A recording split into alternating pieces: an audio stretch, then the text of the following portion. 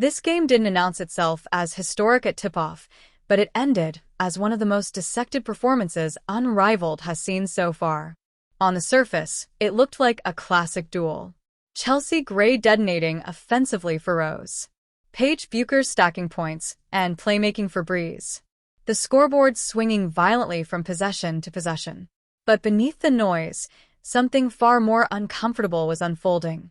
Something box scores were never designed to capture. Chelsea Gray went nuclear. 37 points in a 3-on-3 setting isn't just impressive, it's borderline absurd. She bent defensive spacing, manipulated angles, and hit shots that felt demoralizing just to watch. It was magnet ball in its purest form, the kind of performance that usually becomes the only storyline anyone remembers. Except this time it didn't. Because while Gray was torching the net, Paige Bueckers was being dragged into a defensive maze she couldn't solve. And Lexie Hull was the architect. Paige didn't play poorly in the traditional sense. 15 points. 9 rebounds. 9 assists. Numbers that scream control, but numbers lie when context turns violent. Paige hunted mismatches relentlessly. When the floor tilted in her favor, she attacked without hesitation. Reads were clean. Passes flowed. Breeze looked inevitable. And then Lexie Hull stepped back onto the floor. The rhythm collapsed. This wasn't about speed or strength. Paige isn't a blow-by guard who lives on burst. Her game is surgical, screens, angles, timing, manipulation. That's exactly why Lexie Hull is such a nightmare matchup. Hull thrives on anticipation. She reads the second option before the first one finishes unfolding. Every screen carried risk. Every pass had an invisible hand waiting in the lane. Every decision took half a second longer.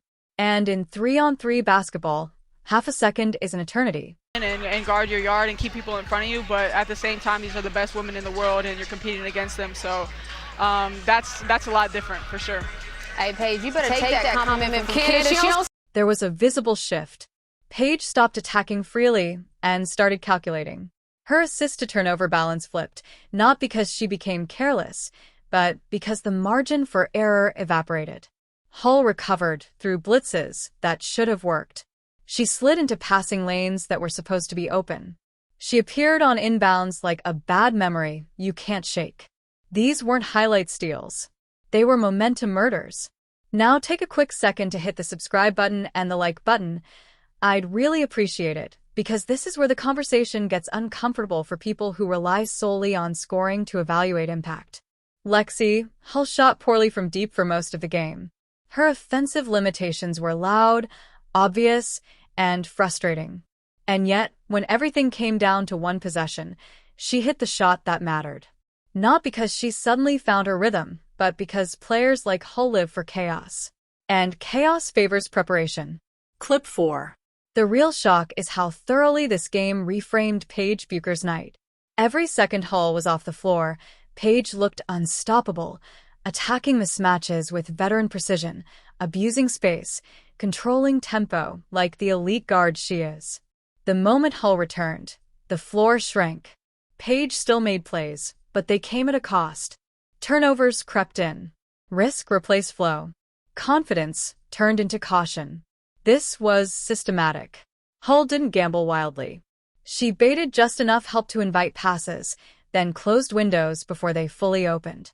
She turned every possession into a question mark, and eventually Paige started playing not to dominate, but to avoid losing control. The viral context made this even more brutal. Before the game, a podcast casually suggested Hull could defend Paige. The silence that followed was taken as doubt. The clip a third consecutive All-Star nod. All-League second team. Bueckers fadeaway swish. Oh yeah, she says. Welcome, Paige, to Unrivaled. You know this is a fast-paced game in general. kind of test lingers. What makes Lexie Hull so hard to evaluate is exactly what this game exposed. She isn't a traditional lockdown defender who erases one player and stays home. She's a defensive playmaker who infects entire possessions. She forces second guesses. She turns clean actions into messy ones. She creates turnovers that don't always get credited correctly. Deflections become rebounds. Tips become broken plays. The stat sheet shrugs. The scoreboard swings. there was a sequence that perfectly captured her value. A missed shot. Hull crashes, secures the rebound, kicks out for a 3. Next possession, she jumps a passing lane, forces a turnover. The ball swings again. Another bucket. 6 points generated without her taking a single shot. That's power that doesn't show up in usage rate. This is why front offices lose sleep over players like Lexie Hull. She feels irreplaceable. There's no substitute for her instincts, her timing, her willingness to turn every loose ball into a personal insult. But her offensive inconsistencies are real. Over a long season, they matter. Over a single high-leverage game, they disappear behind the wreckage she creates.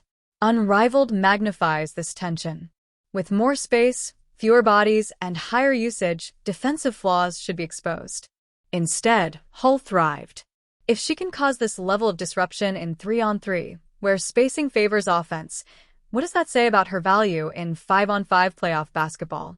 Chelsea Gray deserves her flowers. 37 points doesn't happen by accident.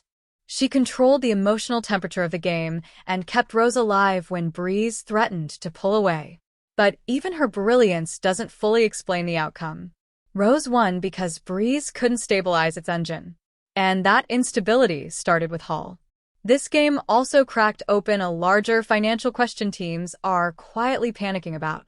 Players like Hull are terrifying in free agency. Someone will watch this tape and convince themselves she's the missing piece.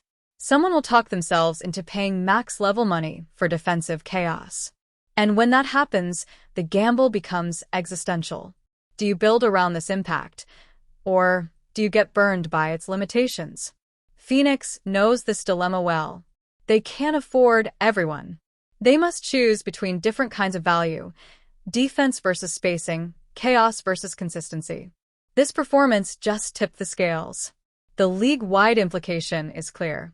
The WNBA is becoming more guard-driven, more spacing-oriented, more reliant on decision-making under pressure. In that environment, defenders who disrupt rhythm, not just contest shots, become exponentially more valuable. Hull doesn't just guard players. She guards ideas. Paige Bueckers will be fine. Everyone knows she's elite. This game doesn't define her, but it will live in scouting reports. It will be referenced quietly. It will shape matchups. Every star has defenders who bother them. Lexie Hull just proved she's one of Paige's. This isn't about humiliation. It's about respect, earned the hard way. Paige didn't fold. She adjusted. She survived. But she didn't control the game the way she usually does. And that's the highest compliment you can give a defender. Unrivaled was designed to showcase stars. Instead, this game reminded everyone that stars still need oxygen, and defenders like Lexie Hull know exactly how to take the air out of the room. If one defender can flip an elite guard's entire rhythm in a space-built league, how much is that chaos really worth? And after this game, who's brave? Told you she loves to do that, getting down with the English. Final minute, first quarter. Breeze has caught the momentum. Wind at its sails as Bueckers leans and scores.